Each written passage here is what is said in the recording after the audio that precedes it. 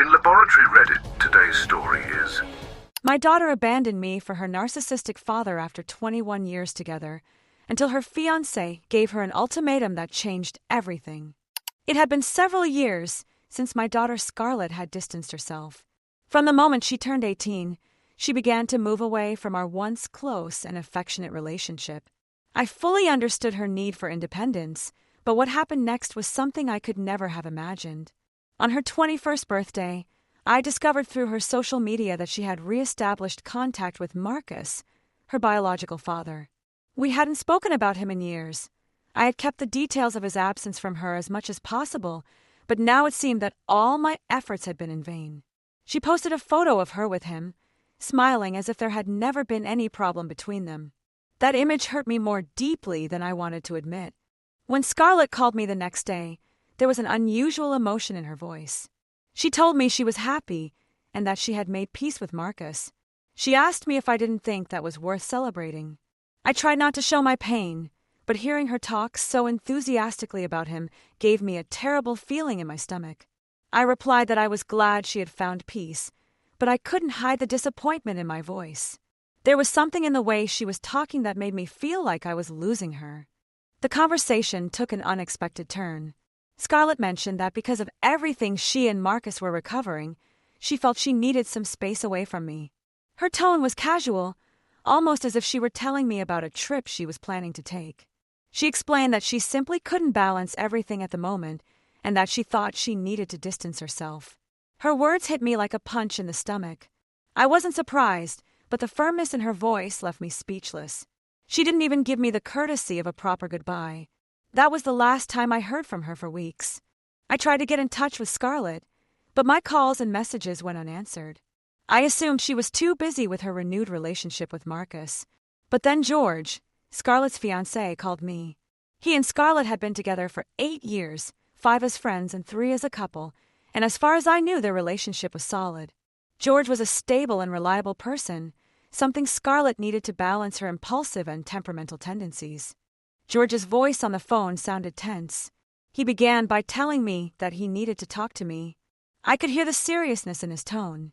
I prepared myself mentally for whatever he was going to tell me, not knowing if it would be something good or bad. When he told me that he had noticed something strange about Scarlett, it didn't surprise me at all. She had been distant, even with him, and he had the impression that it had something to do with Marcus. He explained that he was worried about her, saying that she wasn't the same person anymore. He mentioned that she had also been pulling away from him, and he didn't understand what was going on. I could hear the genuine concern in his voice, and I knew it was sincere. George loved Scarlett deeply, and I could tell how much it hurt him to see her change like this. He was just a year older than her.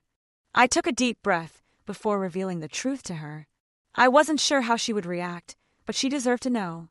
I told her that Marcus had been a constant source of instability in our lives, that he was manipulative and had outbursts of anger, and that I had spent years protecting Scarlett from him. I explained how I had tried to keep her safe from a man who didn't deserve her love. I revealed that he had always been a toxic person, and that he had abandoned us when Scarlett was just a little girl, and now he had returned, pretending to be the perfect father. All the bitterness I had held in for so long came pouring out as I spoke. It was now clear to me that Marcus hadn't changed at all. I apologized and told him that I wouldn't be able to attend his wedding, as I simply couldn't bear to see Marcus escorting Scarlett down the aisle. It would break my heart completely to witness something like that. George remained silent for a long time after I finished speaking. I could almost hear him processing everything I had said, carefully analyzing every detail. When he finally spoke again, his voice was firm and calm. He thanked me for having told him the truth, but I could tell that he was now facing a very difficult decision. He told me that he could not go ahead with their wedding unless Scarlett saw the truth about Marcus. He made it clear that he would not marry her until she made things right with me, that he needed her to face the reality of her past and stop avoiding it. His words surprised me, but as I thought about it more carefully, I understood his position. George wasn't like Scarlett. He didn't act on impulse, and he wasn't going to allow her to continue living in a fantasy. If he was saying this, then he must have been considering it for some time. He needed her to clarify what was happening before they could move forward, and I couldn't blame him for that. Update 1. About 2 months later. It had been almost 2 months since I had last heard from Scarlett, and the silence was becoming unbearable. I kept thinking about the last conversation with George. He had made it clear that he wouldn't marry her unless she faced up to her past and made things right with me. I understood why she needed to do that, but I still felt like I was being punished for something I hadn't done. I tried calling Scarlett again, but she still didn't answer. She had completely shut me out, and I had no idea how she was doing emotionally. Was she even reflecting on what had happened? Or had Marcus's return taken over her whole life? Then, one afternoon, I received a message. It was from Scarlett, and despite the anxiety that had been building up inside me, I opened it immediately. Her writing style was the same, but there was something in the way the words were written that made me feel she was trying to distance herself even more. She informed me that she and George had decided to postpone their wedding, and that it no longer felt right for her at that moment. The words were cold, almost robotic. There was no mention of reconciliation, nor any apology for ignoring me all this time. But the part that hurt the most was the reference to her father. Scarlett wrote that she was doing everything she could to rebuild her relationship with Marcus. She wanted me to understand that she couldn't stay angry with him forever, that she had to move on, and that I needed to respect her decisions. My heart sank to my stomach. Not only had she turned her back on me, but now she was asking me to accept a man who had done nothing but hurt her. It was too much. I couldn't just ignore it. I thought of George, how much he loved her and how he hoped Scarlett would come to terms with what she had been avoiding for so long. I couldn't let her think that everything was fine when clearly it wasn't, and that night I called George. He answered the first ring, and I could tell from the sound of his voice that he was expecting this conversation.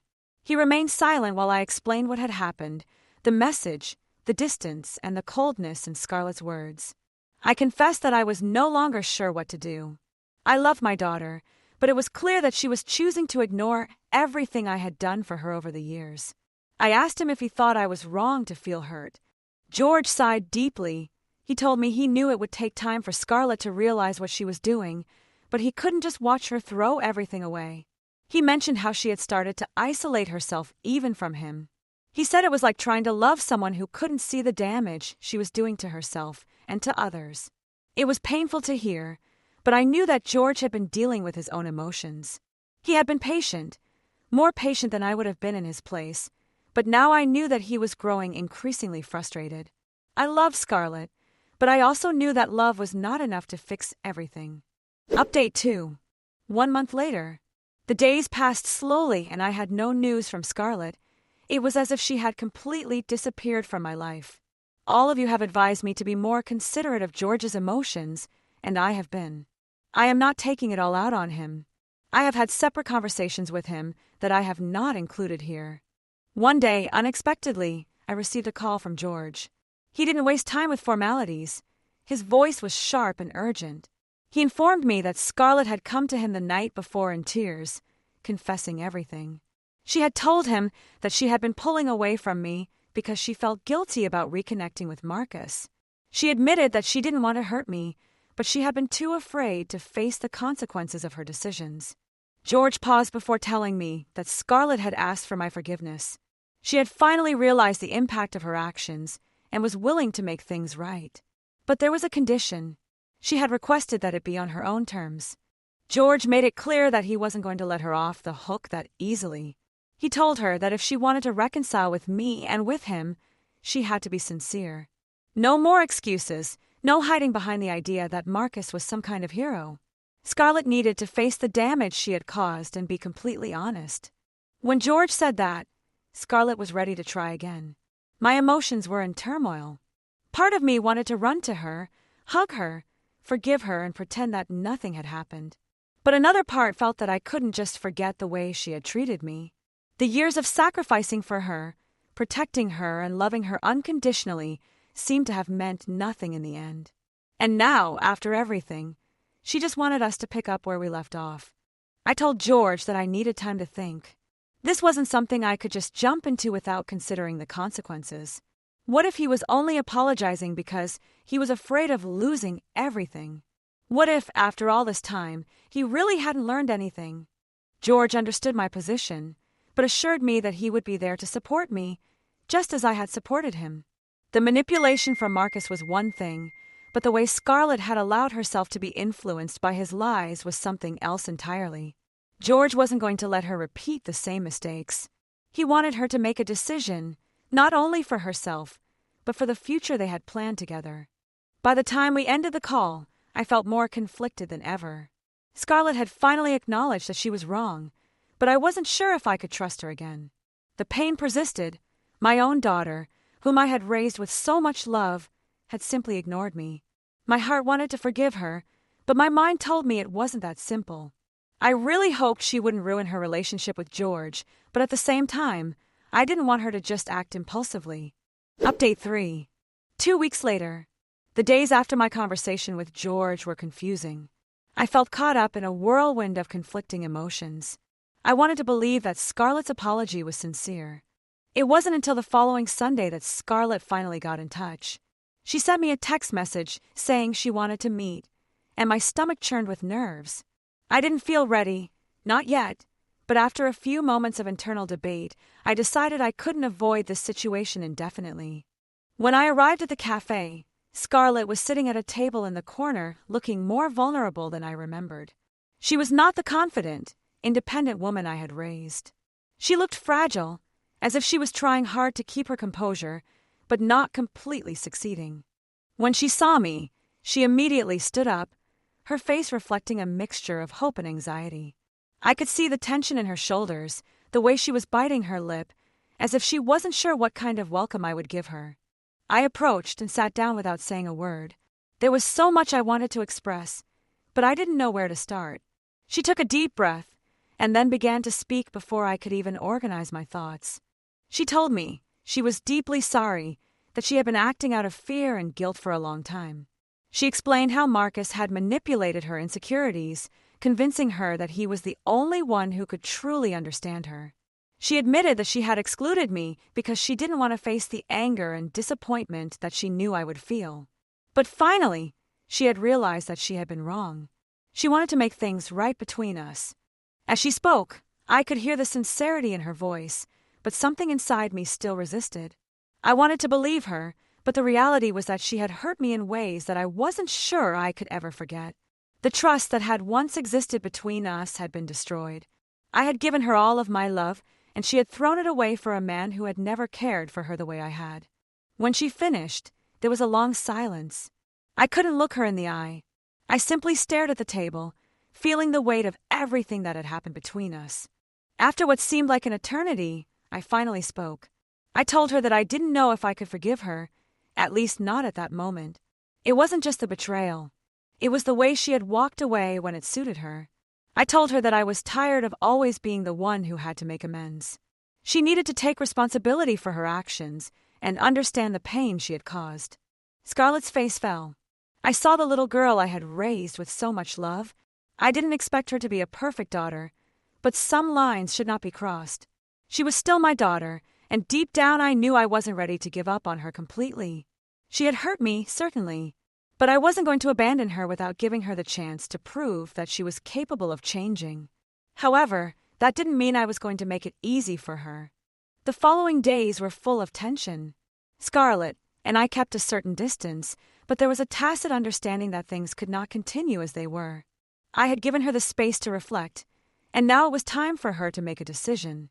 She had said she wanted to fix our relationship, but that didn't mean I would give in and pretend nothing had happened. She had to prove it with actions. Meanwhile, George and I had several conversations about Scarlett's progress. He was the one who had pushed her to face her past, and even he was increasingly frustrated with the slow progress of her reconciliation with me. He told me that he had tried to support her, but Scarlett was still struggling to fully understand the consequences of her actions. She had apologized, but the real question was whether she was prepared to make a genuine effort. George didn't want to see her hurt again, especially not by Marcus. Nor did he wish to be in a relationship built on lies. I received another call from George. This time his voice sounded calm but determined. He told me that Scarlett had burst into tears, confessing that she didn't know how to fix everything that had happened. She was overwhelmed by guilt for what she had done to me, and she was afraid of losing him too. She mentioned that she was beginning to realize that her relationship with Marcus was not as perfect as she had initially imagined. George explained to me that he had told her that it was up to her to make a decision. He wouldn't marry her until she sorted things out with me first. That was his irrevocable condition. He needed to confirm that she was capable of making the right decisions, not only for herself, but for the future they had planned together. I felt a mixture of relief and anxiety after hearing George's words. It was no longer just about what Scarlett had done to me. It was about the future that I was putting at risk. If I couldn't work things out with me, what kind of basis would her relationship with George have? He was presenting her with an ultimatum, and it was now up to her to decide.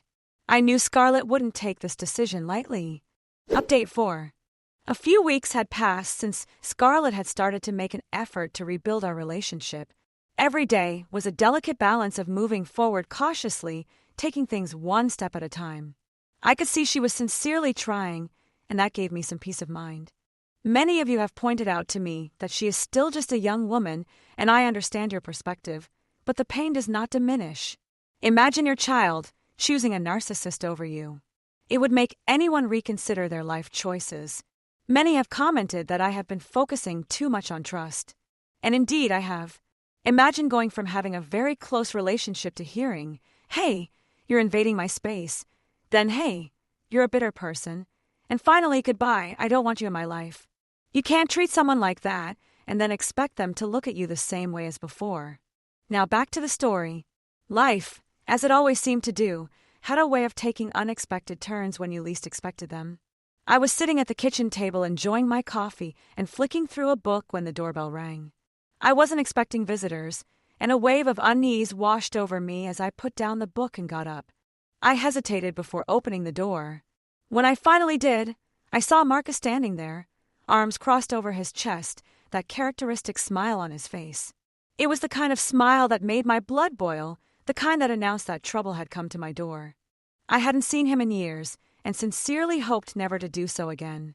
He greeted me with the same condescending tone he always used, commenting on how surprising it was that I hadn't confronted him directly. He claimed that I had never been one to tell the truth, making it clear that he wasn't there for a friendly conversation, but to create conflict. His words hit me hard, twisting everything around as if I were the one who had hurt him.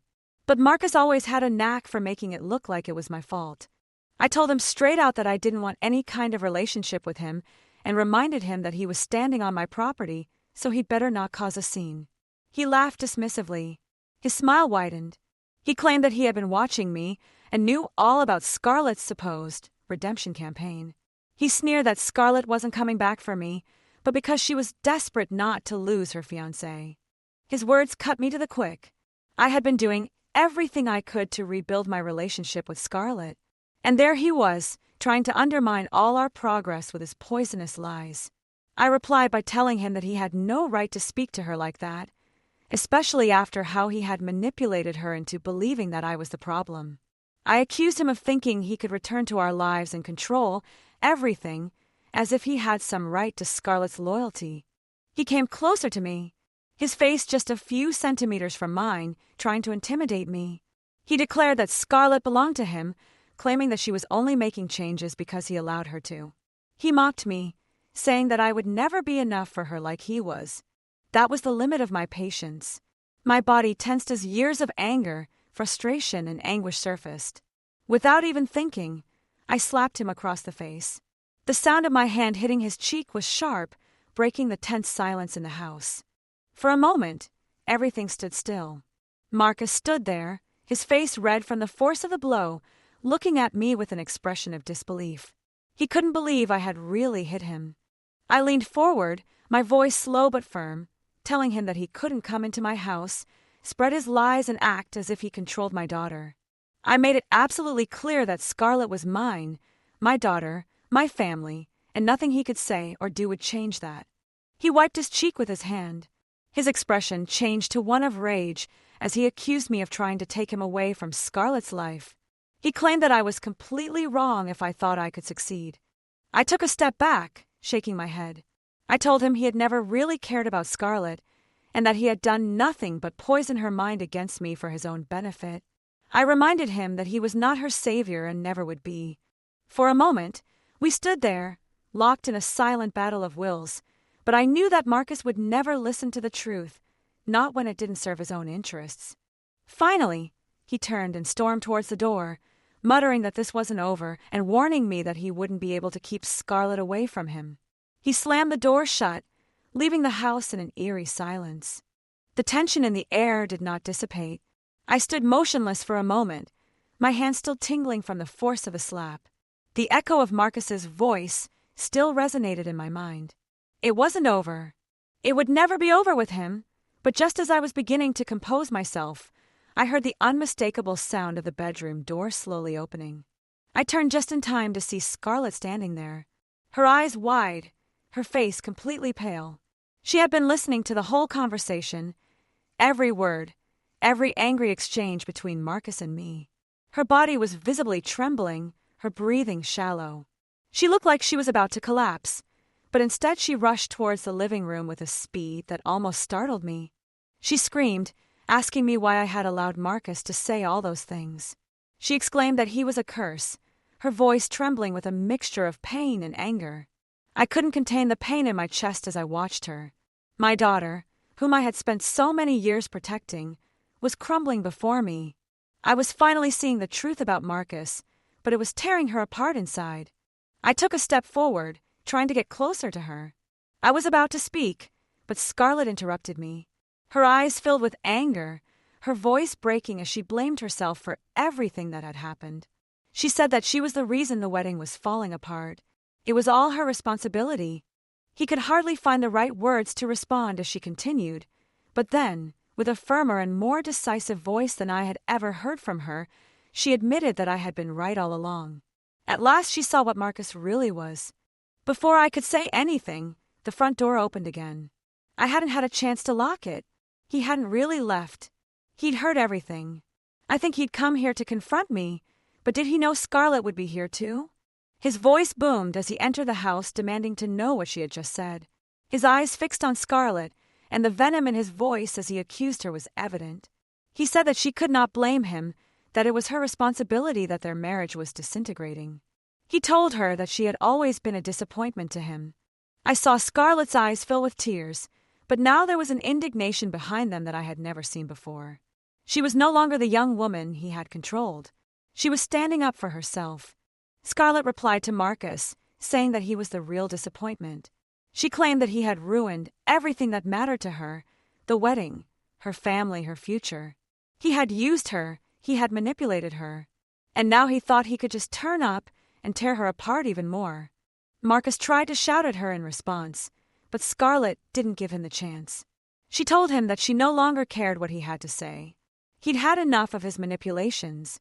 He hated him for all the damage he'd caused them, all of us. With those words, Marcus's face contorted with rage. Without saying another word, he turned and stormed out of the house, slamming the door so hard that the whole frame shook. The sound of his footsteps fading away was deafening. For a moment, everything was overcome by an eerie silence. I stood there, looking at the door, wondering if I had really finished with him. This time, I locked the door immediately. Then, suddenly, I felt the weight of the moment upon me, and I ran to Scarlett's side. She had collapsed on the sofa. Her shoulders heaved with silent sobs. I knelt down next to her, wrapped my arms around her, and hugged her tightly. I whispered to her that I was very sorry, that she didn't deserve to hear any of that, but I also assured her that she wasn't alone. I told her that none of this was her fault. Scarlett pulled away slightly, wiping her tears with her hands, trying to regain some composure. She said I was right, that I had been right from the start. I nodded gently, pushing her hair back delicately. It was a painful but necessary moment. She let out a trembling sigh, her voice hoarse with crying, as she expressed that she felt responsible for everything, for allowing Marcus into her life, for letting him manipulate her, and finally for putting her wedding in jeopardy. She admitted that she had also hurt George, and now everything was destroyed because of Marcus. I shook my head, gently holding her hands in mine. I assured her that she was not the one who needed to make amends. Marcus was the one who had ruined everything, not her. She hadn't realized it before, but now she saw it clearly, and now it was time for her to look after herself. I insisted that she not blame herself for what had happened. She was not responsible for Marcus's actions. Scarlett looked at me, her eyes full of confusion and pain, but there was something else too. A flash of understanding, she whispered that I was right, that I had protected her from the truth for so long, and now she finally understood what I had been trying to explain to her all this time. I dried the last of her tears and reassured her again, telling her that we would get through this. I told her we would take it step by step, that she didn't need Marcus to feel complete. The pieces were broken, but they could be repaired. We would rebuild our relationship together. She nodded gently. She said she needed to sort things out with George, that she couldn't let everything fall apart with him too, but she also expressed how grateful she was to have me as support. I squeezed her hand affectionately, telling her that I believed in her and that we would move forward calmly, but that we would definitely rebuild what had been broken. I had confronted Marcus directly and made it perfectly clear that he did not control me or my daughter. I knew that Marcus would not give up easily. He was a dangerous and manipulative person. But I also knew that I was not going to let him win. Not now, not ever. Update 5. 6 months later. I know it's been a long time, but I wanted to share one last update with you all. Scarlett and I have been attending therapy together. She and George have made a full reconciliation. I'm also very pleased to report that they will be getting married in 4 months' time. So for those people who insisted that I try to get her to cut off all contact with Marcus, I must tell you that she has had no communication with him since my last update. It is true that he continues to try to worm his way back into our lives, but she has stood firm in her decision this time.